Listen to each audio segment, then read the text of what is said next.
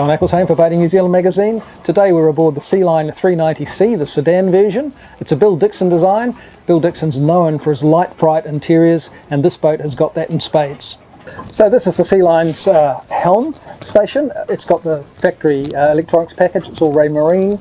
That's the autopilot, obviously, an MFD. This particular owner has opted for the Volvo Penta joystick control.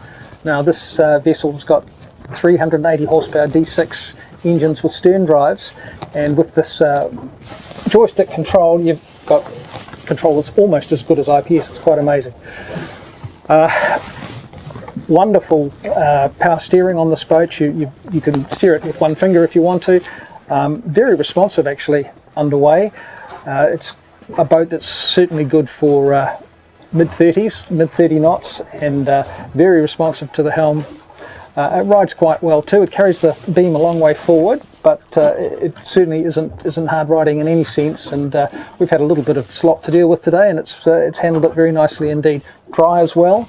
A couple of windscreen wipers on the very wide windscreen. In fact, the vision in this boat is excellent. Really big windows right around, and I do like the way we've got a nice little helm door here that lets us out onto the side deck.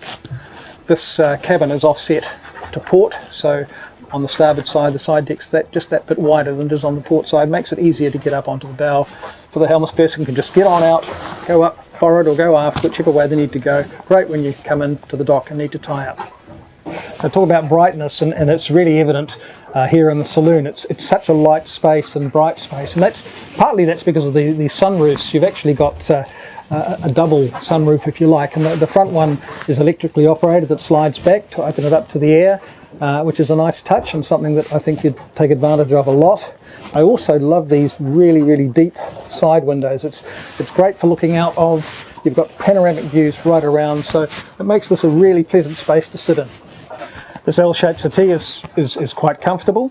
It's also quite clever because this forward part of it actually reverses so that you can face forward when you're underway. On a longer journey, that might be the choice that you take rather than sitting with your back to the bow. Useful little chart locker here. We've also got a light there for that, and it's also got a USB charger in it as well.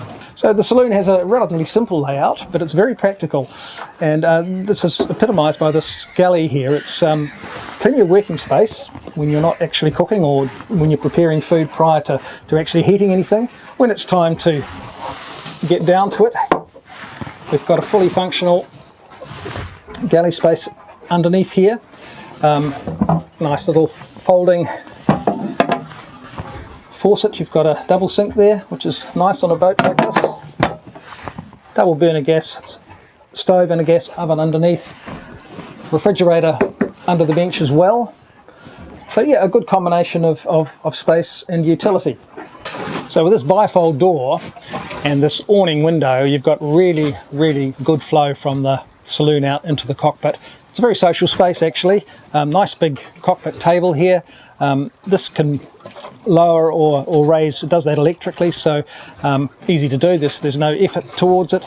And this is another huge lounging area, either set up as it is now, which is a seating area. It also folds all the way out to make another great big sunbed. And of course, if you're after the sun, we've got this sliding sunroof again, electrically operated. It slides all the way back, opening the whole of the cockpit up to the sky. So for the sun worshippers, this is definitely a boat you should consider. Just got the gas locker in here, a little bit of extra storage. So this owner has opted for the shorter transom layout.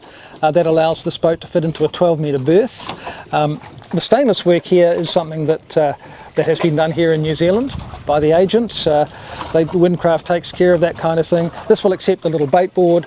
It also supports the tender and the outboard as well. A nice touch, the dive ladder actually stows away under the floor here in the hatch under the floor, and it drops in on the corner here. We've also got a freshwater wash down or a hose, which is very handy if you've spent a bit of time in the sea and you want to wash off the salt water. Massive sun deck out here on the bow. This boat has got any number of options for for sunshine, and this is one of them. There's another one in the cockpit as well, but this is the place to be on a nice sunny day in summer. You can just recline, plenty of drink holders and things. Of course, all these cushions come off if you don't want them out here, but pretty easy to set up and very comfortable once you're up front. So this vessel is actually a 3-cabin layout, which is and it's actually quite remarkable for a vessel of this size. But they're good sized cabins, and it can be laid out as this one is, with a double to starboard and a twin single to port, or you can have twin singles both sides. Plenty of space in those cabins, and there's good headroom, at least where you are going to dress, which is as you come into the door. We've got full length hanging lockers in both of those cabins, and as I say, plenty of headroom. The thing that strikes me the most perhaps is how light those cabins are. Even though these two are tucked underneath the saloon floor, there's still an awful lot of light coming in through the side windows. Also air, because they've got opening ports. Both cabins also benefit from overhead skylights, which let in additional light. Right, the day head or guest bathroom is well enough equipped. It's a shared toilet and shower, but there's a decent sized vanity in there. The master cabin in the bow again is a good size. As I've mentioned, this boat carries its beam well forward, and it has a reasonably plumb bow as well. So they've got a good size island berth in here, plenty of storage either side as well, and excellent light once again coming in through the skylights and also through the side windows. And this particular cabin has its own ensuite bathroom, this one with a separate shower cabinet. So Sealine's 390C, it's a light, bright, modern option, goes very well with the Volvo 380 horsepower engines, handles nicely, easy to manage. I can see it's going to be a popular choice, especially if, like this one, it fits into a 12-metre berth.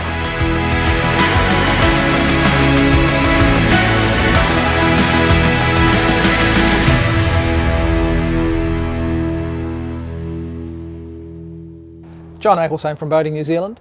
Thanks for watching. If you'd like to see more of these videos, please subscribe to our channel.